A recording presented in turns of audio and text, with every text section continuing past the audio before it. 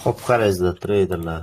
Bizda oddiy qilib aytilganda bozor kuchli sопротивление degan narsa, bozorda kuchli holatlar bor. Ya'ni oddiy qilib aytilganda aytib o'tganman, faqatgina bitta sistema bilan ishlash kerak emas. Bozorda Malaysia Standard Price Action sistemasini biz kombo holatda ishlatamiz va o'zimiz ishlatadigan shamlar orqali savdo qilamiz. Biz nima uchun savdo qilishimiz kerak, qayerdan enter qilishimiz kerak, o'shalar haqida qisqacha aytib o'taman. Bizda birinchi navbatda daily time frame'imizga e'tibor bersalaringiz, daily time frame'da bozor bitta kuchli impulsdan keyin e'tibor bergan bo'lamiz. Nimalarga e'tibor qaratish kerak? O'sha impuls bo'lgan shamni hayini 3 ta sham bilan ham buzib o'ta olmadi. Demak, bir narsani tushunib yetishimiz kerak. Bozorda volatilность yuqorida bo'lmaganligini tushunib yetsak bo'ladi shu holatda. Dayligdagi g'oya bo'yicha. Va nimalarga e'tibor beramiz? Va qaysi zonalar kuchli va qaysi zonalar kuchsiz ekanligini tushunishimiz kerak. Daily time frame bizda confirmation candle sifatida impulsning shamni buzib o'tmaganligini ko'rib chiqdik. Endi shu narsani biz fake outga bog'lasak ham bo'ladi. Nimaga qaraymiz biz? H4 time frame'ga e'tibor qaratingizlar. O'sha biz belgilagan zonani o'zida bir marta chiqdi, e'tibor beringizlar. Bir marta chiqdi va bozor zonani ichiga engulfing holatda kirib oldi. Birinchi tasdig'imiz sell uchun. Va ikkinchi marta engulfing buyga berib qo'yapti va e'tibor beringizlar, men liniyani o'zgartirganim yo'q. Daily shamni impulsning shamni highga turibdi. Va shu shamni отказ qildi bozor. Bizda shu shamni отказ qilinishi bozorda aktual holat ekanligini tasdiqlaydi. Nima uchun? Shu shamni buzib o'tgandan keyin ham yana shu zonani ichiga kirib oldimi? Ya'ni bitta birinchi sell uchun tasdiq, ikkinchi sell uchun tasdiq va birinchi, ikkinchi sell uchun tasdiqlarning vazifasi bor. Va nima uchun shu zonalarga kelish kerak degan savol tug'iladi. Bizga tushunib yetishimiz kerak. Bizda qolib ketilgan atrobotka zonamiz bor. Atrobotka zonalarida biz qanday foydalanamiz? Lekin bitta narsaga ko'zim tushdi. Bizda o'zimizda SNT trend line'imiz bo'yicha bozor trendini yorib qo'ydi. Demak, bizda trend yorildi degan g'oya bor. Biz bu holatda nima qilishimiz kerak va qaysi nuqtalar aktual, qaysi nuqtalar aktual emas degan savol tug'iladi. Men trend yorilganini ko'rib chiqqanimdan keyin bitta narsaga e'tibor qaratish kerak. Endi bizga mana bu g'oyani olib bo'ldim. E'tibor beringizlar. Nima uchun men zonalarni o'chirib tashlayman? Men faqatgina zonadan g'oya olishim uchun chizaman, bo'ldi. Ya'ni bozorda grafikingizda to'la chiziq bo'lsa, bu tradingni zo'r bo'ladi degani emas. Nima uchun deganda, siz 50 ta chiziq chizmang, bitta, ikkita chiziq bilan zonalaringiz aktual yoki aktual emasligini tushuntirib berishingiz kerak. Mana men belgilab oldim. Mana buni g'oyasini oldim. Deylik g'oyani olib bo'lganimdan keyin bu signal emasda, bu g'oya, aktual g'oya. O'shaning uchun bu g'oyani o'chirib tashlayman. Bo'ldi. O'zimga kerakli bo'lgan g'oyani oldim, trend yorilganligini ko'rdim, atrobotka zonaga yetib kelmaganini ko'rdim. Qani, bitta vaqtda o'zida nechta narsalarga e'tibor qaratish kerak. Va menga mana shu nuqtalarga berilgan sell uchun berilgan tasdiqlarni ko'rdim. Endi men o'zimni entering bo'yicha zonalarni ko'rib chiqaman. H4 time frame ni ko'rdim. H4 time frame ozgina tushunarsizroq holat qilgan. Nima uchun deganda, bozor impuls bilan chiqqan qaytgan va impuls bilan hayda yorib o'tdi. E'tibor bering. Impuls bilan hayda yorib o'tdi. Yana xuddi shu ssenariy bo'ladi. Nima uchun? Xuddi shu ssenariy. Hayda yorib o'tgan sham bor. E'tibor bering. Hayda yorib o'tgan shamning hayini bozor buzolmadi. Ya'ni bu yana fake out model ekanligini tasdiqlab qo'ydi. Qarang, bitta nuqtaning o'zidan necha marta bozor yolg'onchi harakat qiladiganini tushunib yetsangiz bo'ladi. Va shu narsalar tasdiqlab qo'ydimi? Demak, men ko'rdim. Yana buni filtrlayman. Ya'ni filtrlash jarayonida bozor nima berdi bu nuqtada? Qarang. Filtrlash jarayonida bozor mana shu nuqta 4746 dan juma kuni o'zi sell berib bo'lgan. Endi men o'sha narsani filtrlab sizlarga tushuntirib beryapman. Nima uchun? Bizda H4 time frame'ning hayini buzgan shamning hayi fake out sifatida foydalandim va shu nuqtani bozor e'tibor bering qanaqa sham bilan. Ya'ni buyga tasdiq sifatida buzib o'tdi. Demak, bizda buyga tasdiqlab ko'pchilikda, ya'ni rally best rally deydi. Ya'ni impulsdan keyin qolib ketilgan sham va yana impuls. va bu nuqtada ko'pchilikni yediraydigan fake out shakllanadi. Nima uchun yediraydi? Ya'ni bozorning o'zini harakatini tushunishingiz kerak. Yorib o'tdi, engolfin berdimi? Siz bu holatda nima qilishingiz kerak? Yo'q, kutishingiz kerak. Nimani kutasiz? Siz H4 time frame'dagi g'oyada turibsiz. Siz daily time frame'dagi g'oyada emas, H4 time frame'ning g'oyasida turganingiz uchun shu nuqtaga qarayman men. Shu nuqtaga sellga, buyga enter berdi, lekin buy ishlamadi. Demak, tushunishim kerak, rally bez rally'dagi buyga ishlamagan switcha bozorda sell uchun kuchli sell nuqtani vazifasini bajaradi. Ya'ni bizda buy uchun ishlamadi va shu nuqtani bitta engolfin sham bilan buzib o'tdi. Ya'ni sellga поглощение qilib qo'ydi. Ya'ni bizda поглощениeni ko'rdikmi? Bizda ishlamagan engolfin, bizda engolfin fail sifatida foydalanaman. Va shu nuqtani o'zi menga kuchli sell ekanligini tasdiqlaydi. Juma kuni ko'pchilikni yedirgan holat bu. Buy berib turilgan holatda bozor aktual sell uchun qolib ketilgan switchani tasdiqlab qo'ygan bu yerda. Va shu nuqtani bozor oldi, juma kuni bo'lgan holat. Shu nuqtadan so'ng bozor kuchli sell ketdi.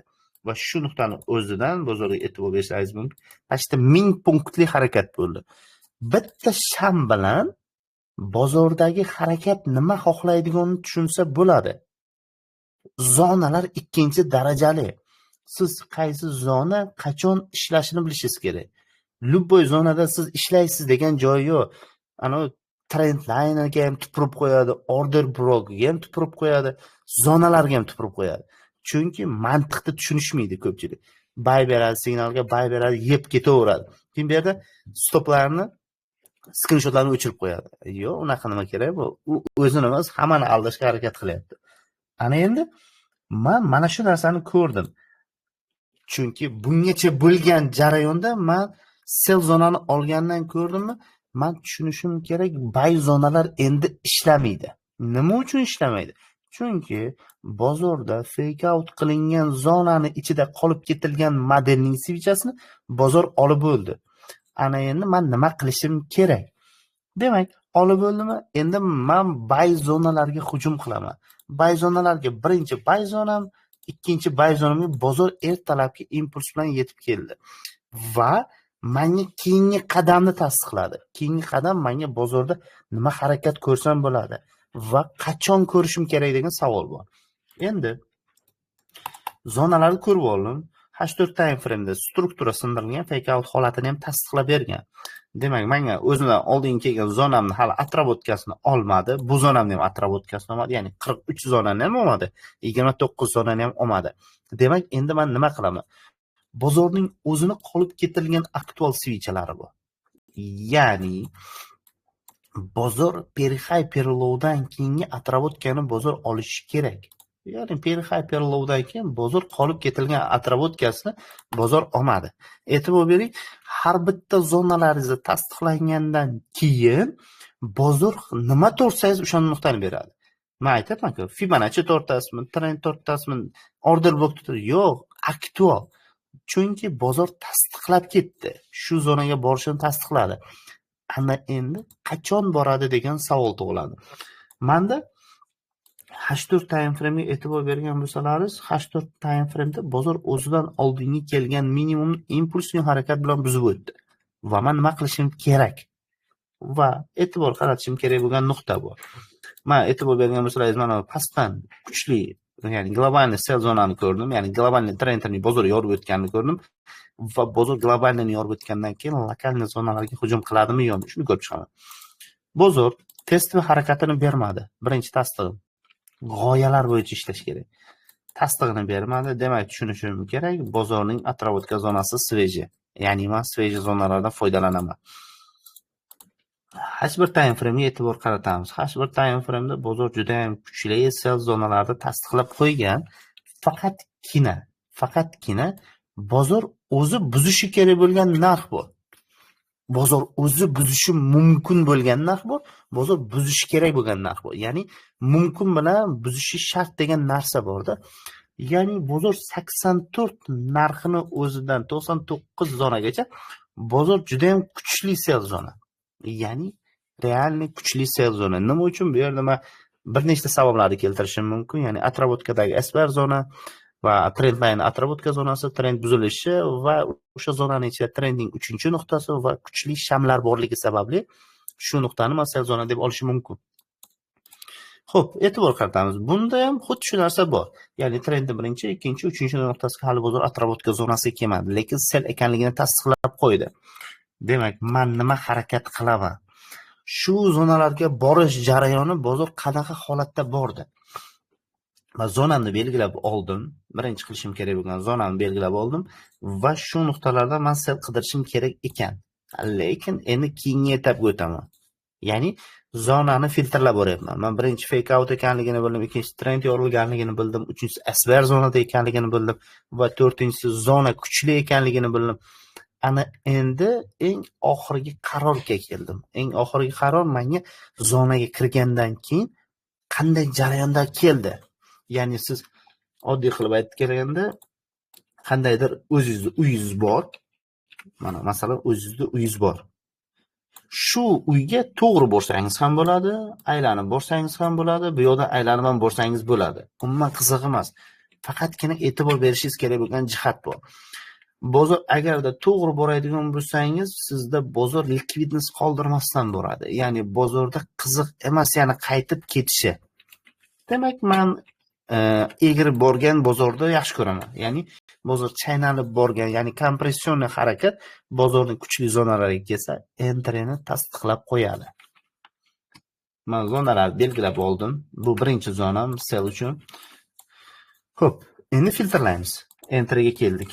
Entry zonamizda e'tiborli jihat endi yetib keldi. Bozorda qaraymiz.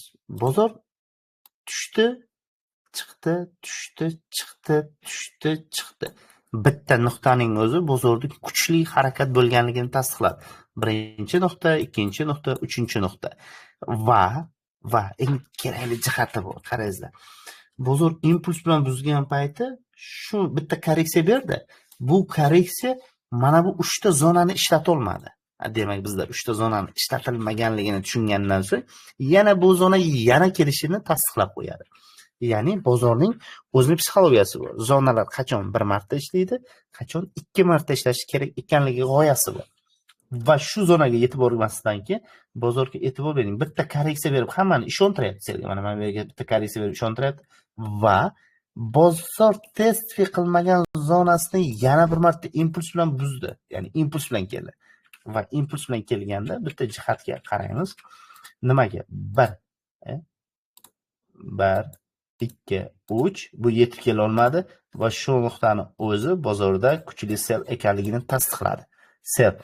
Ana endi bozorda shunday holatini tushunib yetdikki, kuchli zona ekanligini tasdiqlagandan keyin shu zona bizda qachonki buzib o'tilgandan keyingina bizga buy uchun ishlab beradi.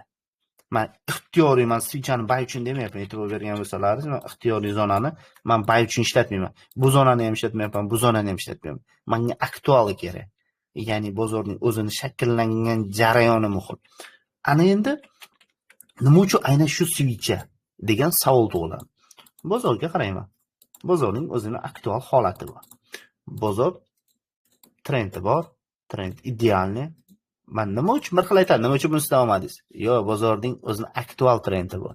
Ixtiyoriy switch olinmaydi. Ixtiyoriy switchani vaqt oralig'i bor. Endi qaraymiz. 1 2 3 shu nuqta qanchalik kuchli ekanligini tushunib yetsangiz bo'ladi. Endi men tushunib yetdim. Shu nuqta shunchalik kuchli ekanligini tushunib yetdim. Menda bozorda bitta g'oya bor. Mana shu buzib o'tilmagan narx menga kuchli yurishni tasdiqlaydi. Bozor tushdi, chiqdi. Shu zonani o'zida M5 time frame. M5 time frame ga qarayman endi. Men M15, H1 hamma zonalarni ko'rib chiqdim-ku. M5 time frame da shu narxning oralig'ida qiziq emas nima bo'lishi.